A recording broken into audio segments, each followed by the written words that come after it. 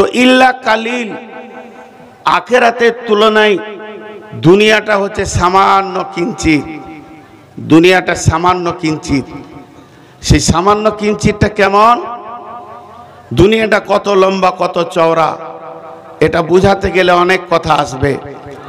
একজন মুফাসসির বলছেন দুনিয়াটা কেমন, তিনি বলছেন আজান আর একামতের মাঝে যেটুকু সময় রয়েছে এইটাকে দুনিয়া বলা হয়েছে।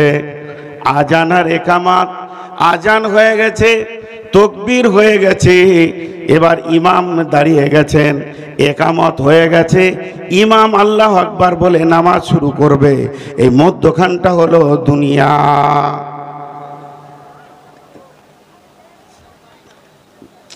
চেঁচামেচি খারাপ গলাটা গেল। এই মধ্যখানটা দুনিয়া কেমন। এক জায়গায় আমি প্রশ্ন করছিলাম, আজকে সেই প্রশ্নটা করছি। আপনাদের যে মানুষ কাঁধে করে নিয়ে কবরস্থানে যায়, সেই কবরস্থানে গিয়ে জানাজার সালাত হয়, তো জানাজার সালাতের আজান হয় হয় না? কিন্তু হয়। এটা একটা সাইকোলজিস্ট বলছি, কোরআনে, বুখারী, মুসলিম, আবু দাউদ, নাসাইর কথা বলছি না, একজন ইসলামী চিন্তাবিদ বলছে, শুনে লাও, প্রত্যেকটি মানুষের একটা করে জামাত আছে। আমার নামে একটা জানাজার জামাত আছে, আপনার নামে একটা জানাজার জামাত আছে, ইনার নামে একটা জানাজার জামাত আছে, ওনার নামেও একটা জানাজার জামাত আছে। পৃথিবীতে যতগুলো আমরা হায়াতে মুসলমান বেঁচে রয়েছি, প্রত্যেকজনের নামে একটা করে জানাজার জামাত হবে। কিন্তু জেনেলেন ওই জানাজার জামাতের আজান হয়ে গেছে, তার মানে কি, নামাজ তো আমার জন্যে, সালাত আমার জন্যে, আমি মাইয়াত হয়েছি। একজন মুফাসসির বলছে, বন্ধু তুমি শোনো, যেদিন তুমি জন্ম নিয়েছ তোমার কানে আজান পড়ে গেছে, আজান পড়ে গেছে মানে এবার তোমার ইমাম আসতে বাকি আছে, ইমাম এসে আল্লাহু আকবার বলে তহরিমা বেঁধে দেবে, তোমার জীবনটা, তোমার দুনিয়াটা সেদিনই শেষ হয়ে যাবে, জানাজার নামাজটা বাকি আছে। অতএব বন্ধুরে, ওই আজান আর ইমামের তহরিমা পর্যন্ত সামান্যটুকু টাইম তোমাকে দেওয়া হয়েছে, এর নাম হলো দুনিয়া। ফামা মাতাউল হায়াতিদ দুনিয়া ফিল আখিরাতি ইল্লা কালিল। দুনিয়ার ভিতরে যত সম্পদ আছে আখিরাতের তুলনায় সামান্য কিঞ্চিত। এটা একটা গেল।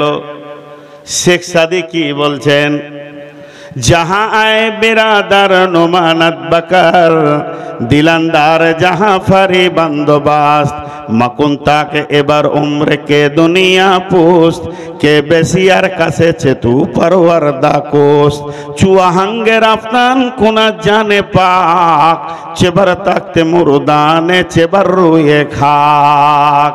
শেখ সাদি বলছেন এই পৃথিবীটা কেমন, আসমানের নিচে জমিনের ওপরে যে ফাঁকা জায়গাটা রয়েছে, একে খবরদার বিশ্বাস করিও না, এর প্রেমটাও হলো ধোঁকা, এর ভালোবাসাটাও হলো ধোঁকা। যাহা আয়ে বেরাদার নুমানত বাকার, দিলান্দার যাহা ফারে বন্দোবাস। এই দুনিয়াটা কেমন ধোঁকা শুনে লাও, যেদিন তোমার জানটা বের হয়ে চলে যাবে, এই দুনিয়া তোমার সঙ্গে তালাক নেবে।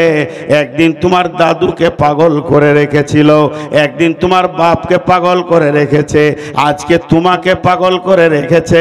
এমন একটা দিন আসবে, সেদিন জেনে লাও তোমার ছেলেও এই দুনিয়ার পাগলে পড়ে যাবে।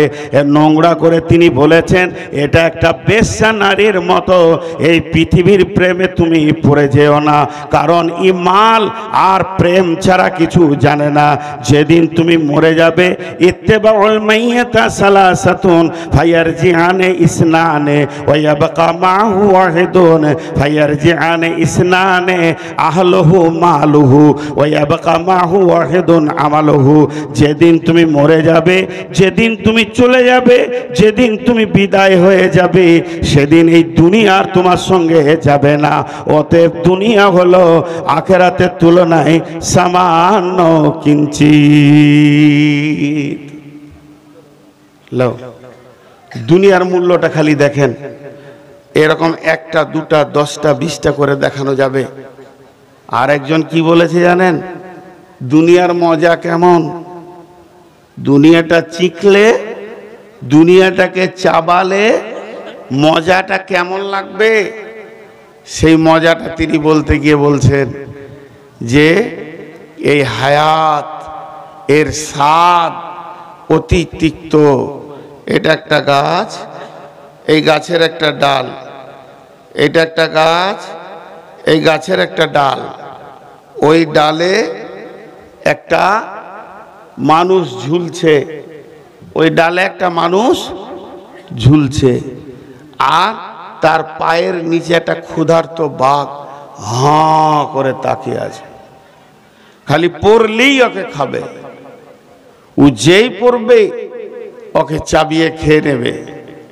কিন্তু ডালটা কষ্ট করে ধরে আছে, পড়ছে না, আর ওই ডালের গোড়াটা এইখানটা দুটা ইঁদুরে কাটছে, একটা সাদা ইঁদুর একটা কালো ইঁদুর, কটকট কটকট কটকট করে পালাক্রমে কেটে যাচ্ছে। তাহলে এই লোকটার জীবনটা কত মজার, নিচে চাকাইছে বাঘ, ওপরে যদি ডালটা ধরে আছে তো দুটা ইঁদুরে কেটে দিচ্ছে। এই লোকটার জীবনের স্বাদ কেমন? পৃথিবী হে মানব, তোমার জীবনের স্বাদ ওই রকম। কেমন? আমরা যে গাছে চেপে আছি, গাছটার নাম হলো বয়সের গাছ। সেই বয়সের গাছের একটা ডাল ধরে আমরা ঝুলছি। আজরাইল ক্ষুধার্ত বাঘ আমাদের পায়ের নিচে দাঁড়িয়ে আছেন, সে কামড়াবে, পৃথিবীটা শেষ করে দেবে, স্বাদ শেষ হয়ে যাবে। কিন্তু ওই বয়সের ডালটাকে ধরে দুইটি ইঁদুরে কাটছে, একটা কালো ইঁদুর বলতে রাত আর সাদা ইঁদুর বলতে দিন, পালাক্রমে কেটে কেটে কেটে কেটে দিচ্ছে, এমন করে কাটছে যে ওই ডালটা ক্ষীণ হয়ে যাবে আর নিচে পড়ে যাবে, তো সঙ্গে সঙ্গে দুনিয়া শেষ হয়ে যাবে। হে পৃথিবীর মানুষ, এরই নাম হলো দুনিয়া।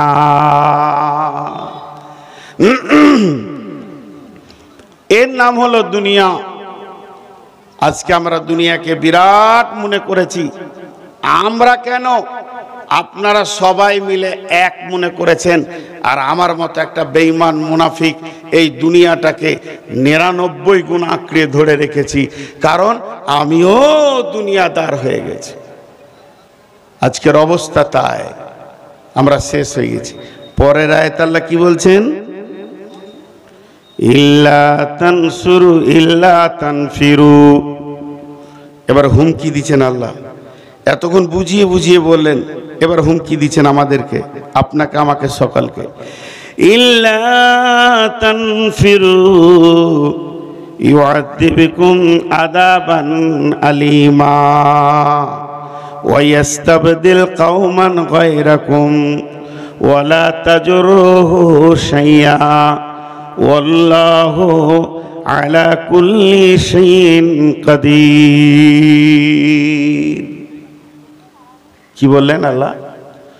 যদি তোমরা না বের হও কোরআনকে বাঁচানোর জন্যে, দ্বীনকে বাঁচানোর জন্যে, মসজিদকে বাঁচানোর জন্যে, মাদ্রাসাকে বাঁচানোর জন্যে, যদি তোমরা মুজাহাদা না করো, জান না লাগাও, মাল না লাগাও, সেখানটাকে যদি রিপেয়ার করার চেষ্টা না করো, সুদারুর হাতে যদি না ধরো, আর জুয়ারির পায়ে যদি না ধরো, মাতালের পা দুটি যদি না ধরো, বেপর্দা নারীকে যদি পর্দার কথা না বলো, এক কথায় ইসলাম যে দুর্বল হয়ে গাছটা পড়ে যাচ্ছে, এই গাছটাকে যদি চারিদিক থেকে তোমরা না ধরো, গাছটাকে যদি মজবুত না করো, তাহলে কি হবে শুনে লাও। ইউআযিবকুম আযাবান আলীমা, তোমাদেরকে আযাবে আলিম দেওয়া হবে। ওয়া ইস্তাবদিল কওমান গায়রাকুম ওয়া লা তাজরুহু শাইআ, আর তোমার পরিবর্তে অন্য কমকে দিয়ে আল্লাহ বলছেন আমি দ্বীনের কাজ করে নিব। এটা আমার কাছে কোনো ব্যাপারই নাই, এটা আমার কাছে কোনো নিত্য নতুন ব্যাপার নয়, আমার কাছে কোনো কষ্টের ব্যাপার নয়। ওয়াল্লাহু আলা কুল্লি শাইইন শাইইন কাদির, আমার আল্লাহ সমস্ত জিনিসের উপরে ক্ষমতাবান। এটা কি বুঝলেন? তোরা বের হবি না? আল্লাহ রেগে গেছেন। আমার দিনকে বাঁচানোর ব্যাপারে তোদের ব্রেন মাল শক্তি লাগবে না তো শুনেলে তোদেরকে আগে আযাব দিব, ইউআযিবুকুম আযাবান আলীমা ওয়া ইস্তাবদিল কওমান গায়রাকুম, তোদের পরিবর্তে আমি অন্য কওমকে দিয়ে কাজ করে নিব। ওয়ালা তাজুররুহু শাইয়া, এটা আমার কাছে কোনো ব্যাপারই নাই। ওয়াল্লাহু আলা কুল্লি শাইইন কাদির, আল্লাহ হলেন সমস্ত জিনিসের উপরে ক্ষমতাবান। দেখেন আল্লাহ পারেন, আল্লাহ পারেন। আজকে মুসলমানের ছেলে নাক ডাকিয়ে ঘুমাচ্ছে, অন্য কওমের ছেলে ইসলাম কবুল করে ফজরের আজান দিচ্ছে। আল্লাহ পারেন। আল্লাহর কাছে এটা অনেক বড়, অনেক কঠিন ব্যাপার নয়। তবে আমাদেরকে আযাব দেবেন। আযাব কি? দুনিয়াতেও আযাব আছে, আখিরাতেও আযাব আছে। পৃথিবীর আযাব কি? পৃথিবীর সব থেকে বড় আযাব হচ্ছে তোমাদের মনের বিরুদ্ধে তোমাদের রাষ্ট্রনায়ক করে দিব। আল্লাহ তাবারাক ওয়া তাআলা আমাদের মনের বিরুদ্ধে আমাদের রাষ্ট্রনায়ককে করে দেবেন। বিসমিল্লাহির রহমানির রহিম। ইল্লা তানসুরুহু ফাকাদ নাসারাহুল্লাহু ইয আখরাজাহুল্লাযীনা কাফারু সানিয়া সানাইনি ইয হুমা ফিল গার ইয ইয়াকুলু লিসাহিবিহি লা তাহজান ইন্নাল্লাহা মা'ানা ফাআনজালাল্লাহু সাকিনাতাহু আলাইহি ওয়া আইয়াদাহু বিজুনুদিন লাম তারাউহা ওয়া জাআলা কালিমাতাল্লাযীনা কাফারুস সুফলা ওয়া কালিমাতুল্লাহি হিয়াল উলিয়া ওয়াল্লাহু আজিজুন হাকীম। দেখেন ভাই, আবার একটা আয়াত পড়লাম এবং এখানে কয়েকটি তত্ত্ববহুল কথা আছে। তবে আপনারা মন বসাতে পারছেন না, তার একটা কারণ যে সাইড থেকে একটা আওয়াজ আসছে। তো আমি আপনাদেরকে দুটি কথা বলছি, যারা এখানে বসে রয়েছেন মনটা এইদিকে রাখেন, আর যারা রাস্তায় দাঁড়িয়ে আওয়াজ করছেন, যদি কিছু বলার থাকে, আমি নূর মোহাম্মদ বলছি, আপনি সামনে আসেন, আমাকে বলেন। আমার ভুল হলে আমি ক্ষমা চাইব, আর আমারটা ঠিক হলে আপনি বুঝে নেবেন। বিধায় সাইডে কথা বলে সভাটাকে নষ্ট না করে আপনাকে ভাই বলে ডাকছি। হে আমার ভাই, আপনি এখানে আসেন, সবাই আমরা এক হয়ে যাব। আমার যদি ভুল থাকে, ভুলওয়ালা ব্যক্তি ক্ষমা চাইবে, এটা তো লজ্জার কিছু নয়। তো আমি আপনাকে দাওয়াত দিচ্ছি, সাইড থেকে সভাটা নষ্ট না করে আপনি এখানে আসেন। আমি আপনাকে ভদ্রভাবে বলছি, আপনার গালে আমার থাপ্পড় বসানোর দরকার নাই, আর আমার গালেও আপনার থাপ্পড় বসানোর দরকার নাই। ভুল হয়েছে, কারো একটা হয়েছে, যাই হোক, অতএব আপনি এখানে আসেন, আমি ডাকছি। আর আপনারা মন দিয়ে শুনেন। আর মন দিয়ে শুনবে কি করে, মানে মনটা তো ওই দিকে চলে যাচ্ছে। যদি আপনি না আসেন, আপাতত মুলতবি করে দেন, দিয়ে বাড়ি যান আপনারা। আমি খারাপ কথা কিছু বলিনি। আপনারা যদি চান এখানে আসেন, আমি আপনার সঙ্গে কথা বলবো, মিষ্টি সুরেই কথা বলবো। জি, এবার আল্লাহ কি বলছেন?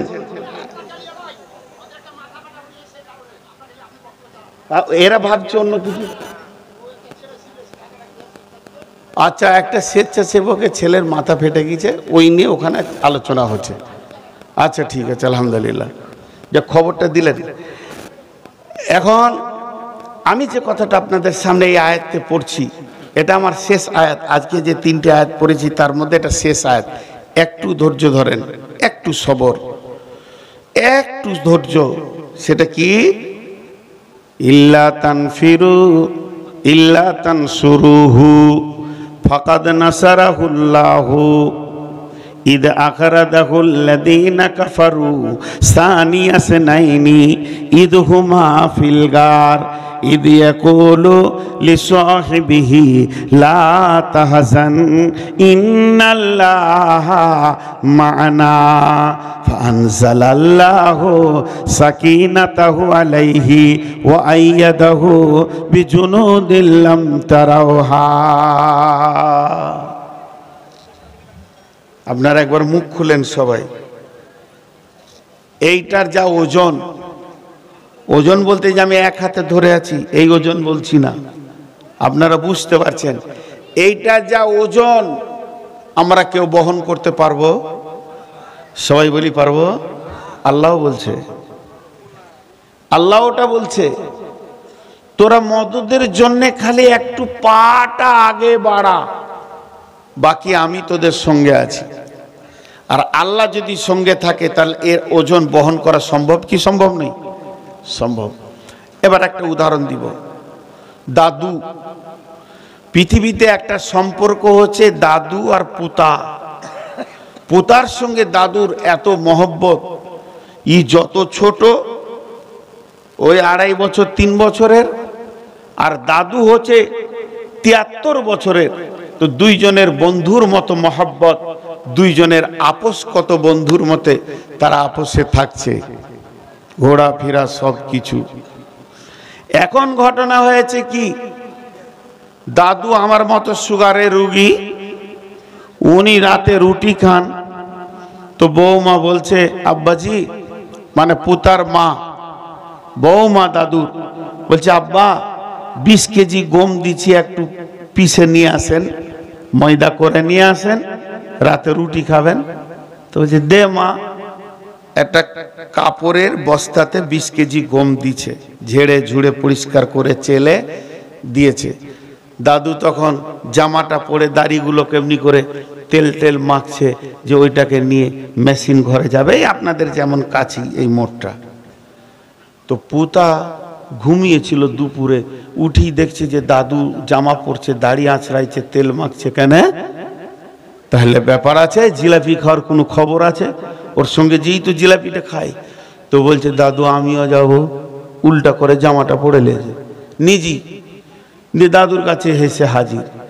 দাদু দেখছে এ তো 20 কেজি, এটাও 20 কেজি, তা আমার তো 40 কেজি হয়ে যাচ্ছে, এ তো কঠিন ব্যাপার হলো।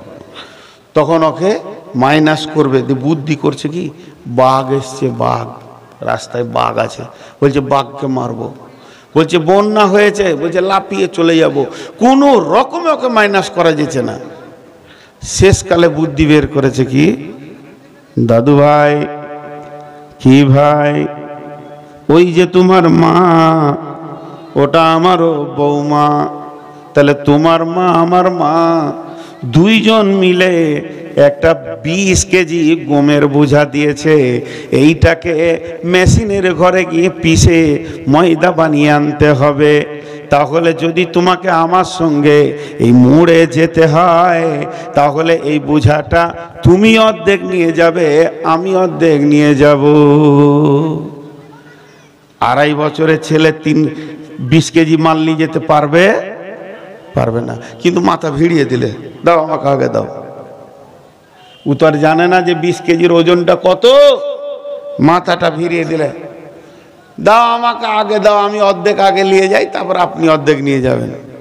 দাদু তখন এমনি করে বোঝাটা নিয়ে বলছে লে ধর, ওর মাথায় দিয়েছে, লে মাথায় দিয়েছে 20 কেজির বোঝা, খালি চুলে ঠেকে আছে। আর গোটা ওজনটা কার হাতে আছে? দাদুর হাতে। অতি ও কচি কচি হাত দুটাকে দিয়ে কি মাজা হিলিয়ে হাঁটছে। ও ভাবছে বুঝা আমি নিয়ে গেছি, পুরো 100-তে 100 বুঝা আমি নিয়ে গেছি। খেলার সাথীগুলো রাস্তায় খেলছে, তাই এমনি করছে, বলছে পারবি, মানে আমার মতো পারবি, বুঝা আমি নিয়ে গেছি। এই টেনশনে বেচারা কল কল করে ঘেমে গিয়েছে, গোটা শরীর প্যান্ট ট্যান্ট সব ভিজে গিয়েছে। যেই মেশিন ঘরে গেল, বোঝাটাকে নামিয়ে দিয়ে দাদু বলছে ভাই তুমি এনেছো, ওকে বড় করছে, তুমি এনেছো ভাই আমার, তোমার কত শক্তি, তুমি 20 কেজির মাল এনেছো, এখন আমার আটাটা পিসা হোক চাই না হোক, কারেন্ট থাকুক চাই না থাকুক, আমি রাতে রুটি খেতে পাই চাই না পাই, তুমি যে এসেছো জিলিপির লোভে, আগে তুমি জিলিপি লাও, আগে তুমি পাঁপড় লাও, তোমার প্রাপ্যটা আমি আগে মিটাবো, তারপরে আমি আমার কাজ করব। আল্লাহ ওই রকম বলছেন, হে পৃথিবীর মুসলমান, এইটার ওজন তোরা কেউ নিতে পারবি না, তবে বাচ্চাটার মতো খালি মাথাটা ভিড়া, তুই মাথা ভিড়াবি। ইল্লা তানসুরুহু ফাকাদ নাসারাহুল্লাহ, আমি আল্লাহর মদদ তোর মাথার কাছে চলে আসবি, আমি আল্লাহ তোকে ধরে নিব, মদদ টেনে নিব উপর দিকে, আমি আল্লাহর মদদ চলে আসবে। যে আল্লাহ একটা ঘটনা শোনাচ্ছেন, এই ঘটনাটা কে বলছেন? আল্লাহ বলছে কেমন? ইজহুমা ফিরগার, যেদিন বিশ্বনবী মক্কা ছেড়ে মদিনার দিকে যায় আর দুইজন মিলে একটা গর্তে লুকিয়ে যায়, আর ওই গর্তে যখন পৌঁছে যায় আবু বকর আর হযরতে নবী মুহাম্মদ সাল্লাল্লাহু আলাইহি সাল্লাম, তো আমি সেখানে তাদেরকে হেফাজত করেছি, তাদের গায়ে কেউ হাত দিতে পারেনি, তাদেরকে কেউ মারতে পারেনি, তাদেরকে কেউ শেষ করে দিতে পারেনি, তো আমি আল্লাহ তোমাকে ওই রকম মদদ করব, তোমার গায়ে কেউ হাত দেবে না, তোমাকে কেউ শেষ করে দিতে পারবে না। ইল্লা তানসুরুহু ফাকাদ নাসারাহুল্লাহ, তোমরা একবার ভেবে দেখো, তোমরা একবার চিন্তা করে দেখো, যেদিন সারা পৃথিবী ইসলামের বিরুদ্ধে চলে গেছে, মাত্র গুটি কয়েক লোক কালেমা পড়েছে, আর মক্কার লোকেরা তালোয়ারকে, ভুজালিকে আর বর্ষাকে ধার করে রেখে দিয়েছে, আর মারব, মেরে দিব, শেষ করে দিব, এই রকম নিয়ত করে রেখেছে। কিন্তু শুনে নাও, আমি সেদিন কি করেছিলাম? তাদেরকে হেফাজত করেছিলাম, তাদেরকে আমি এমন হেফাজত করেছি, তারা আমার গণ্ডির বাইরে ছিল, তারা আওতাভুক্তর মধ্যে এসে গেছিল, বেঈমানেরা তাদেরকে দেখতে পেল না। লাম তারাউহা ওয়া জাআলা কালিমাতাল্লাযীনা কাফারু সুফলা ওয়া কালিমাতুল্লাহি হিয়াল উলিয়া, কাফের বেঈমানরা চিরদিন নিচে চলে গেছে, আল্লাহর কালাম উপর দিকে উঠেছে। ওয়াল্লাহু আজিজুন হাকিম, আমার আল্লাহ সূক্ষ্মদর্শী, বড় কৌশলবিদ, তিনি সমস্ত কৌশল তিনি জানেন। তো আজকের বক্তব্যে আমরা কি বুঝলাম? আজকের বক্তব্যে আমরা কি পেলাম? আজকের বক্তব্যে আমরা পেলাম, পৃথিবীটা আমাদের আসল ঠিকানা নয়, পৃথিবী আমাদের আসল জায়গা নয়, আমরা ধোঁকার ঠুলি নিয়ে পৃথিবীকে জড়িয়ে ধরে পড়ে আছি, আঁকড়ে ধরে পড়ে আছি। তবে পৃথিবীতে আল্লাহ যে কাজগুলো আমাদেরকে দিয়েছেন, এই কাজগুলো যদি আমরা মজবুত করে করি, এই কাজের পেছনে যদি আমরা মজবুত করে সময় লাগাই, এই কাজগুলো আল্লাহর দেওয়া যেসব দায়িত্ব আছে পালন করি, তো আল্লাহর মদদ আমাদের কাছে আসবে। আর আল্লাহর মদদ যখন আসবে, তখন সব কাজ আসান হয়ে যাবে। আল্লাহ একটা ঘটনা বলছেন, এই ঘটনাটা কখন হলো? আয়াতটা কখন নাজিল হলো? ইনফিরু খিফাফা ওয়া সিকালা, বের হয়ে যাও, তুমি ভারী থাকো চাই হালকা থাকো। দেখেন, এটা ভারী হালকা কেন বললেন? ভারী থাকো চাই হালকা থাকো, তুমি বের হয়ে যাও আল্লাহর রাস্তায়। এই আয়াতটা নাজিল হওয়ার কারণ, মদিনার পরিস্থিতিটা কেমন ছিল? কারো গাছে খেজুর কাঁচা আছে, কারো ডাঁসা আছে, কারো পেকে গেছে, কেউ খেজুর কাটতে গাছে উঠেছে, কেউ নিচে আছে, কেউ দাঁড়িতে ওজন করছে, মাল দিতে রয়েছে, কেউ আড়তে মাল দিয়েছে, টাকা পেতে বাকি রয়েছে। এই যে বিভিন্নভাবে তারা রয়েছে। আল্লাহ তাবারাক ওয়া তাআলা বলছেন, তুমি যেমন অবস্থায় থাকো এক্ষুনি বের হয়ে যাও। যুদ্ধটা ছিল মুতার যুদ্ধ, তোমরা বের হয়ে যাও। সাহাবীরা যারা গাছে ছিল ওখানেই দাটা লাগিয়ে দিয়ে ওখান থেকেই বের হয়ে চলে গেল। যে খেজুর ওজন করছিল ডাঁড়িটা ফেলে দিল, ওখান থেকেই বের হয়ে চলে গেল। যার আড়তে টাকা আজকে আনার কথা সে টাকা আনতে গেল না, ওখান থেকেই বের হয়ে চলে গেল। যে যেমন অবস্থায় ছিল ব্যবসা বাণিজ্য সব কিছুকে ছেড়ে দিয়ে বের হয়ে চলে গেল। বন্ধুরা আমার, হযরত আবু দারদা রাদিয়াল্লাহু তাআলা আনহু তার ছেলেকে ডেকে বলছেন পানিপথে যুদ্ধের সময় যে, তো হযরত আবু দারদার ভুরুগুলো, চোখের পাতাগুলো সব পেকে সাদা হয়ে গেছে, চুল গায়ের লোম পুরা সাদা। তো বেটা বলছেন আবু দারদাকে, আব্বাজান আপনার জন্য জিহাদ আর মাপ ফরজ নাই, জিহাদ মাপ হয়ে গেছে। বৃদ্ধর জন্য জিহাদ মাপ, মেয়েদের জন্য জিহাদ মাপ, শিশুদের জন্য জিহাদ মাপ, অসুস্থ ব্যক্তির জন্য জিহাদ মাপ। অতএব আব্বা আপনাকে আর যুদ্ধ করতে হবে না।